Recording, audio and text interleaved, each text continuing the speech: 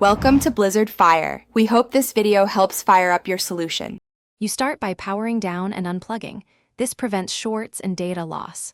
Once off, remove the battery or enter service mode for sealed batteries so you don't power the board. Next, ground yourself with an ESD strap. Static can fry components. Now flip the laptop, remove the screws securing the bottom panel and any keyboard bezel screws. Keep them organized.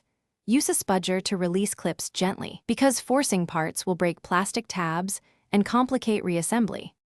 Once the bezel is off, you'll see the keyboard fasteners and the ribbon cable. Unlock any ZIF latch before pulling the cable. This protects the connector.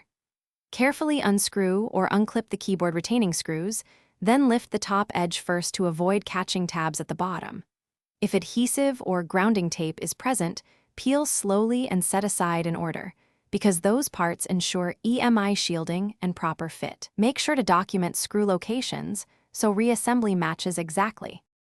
To finish, connect the replacement keyboard ribbon and lock the ZIF. You should feel a click that confirms a secure connection. Before snapping everything back, power on to test keys and backlight. If it fails, power down immediately. If the test is successful, reinstall bezel and screws in their original places and torque gently. Troubleshooting tip: if keys are unresponsive, reseat the cable, clean contacts with 90% plus isopropyl, and inspect the connector for bent pins. These fixes solve most common.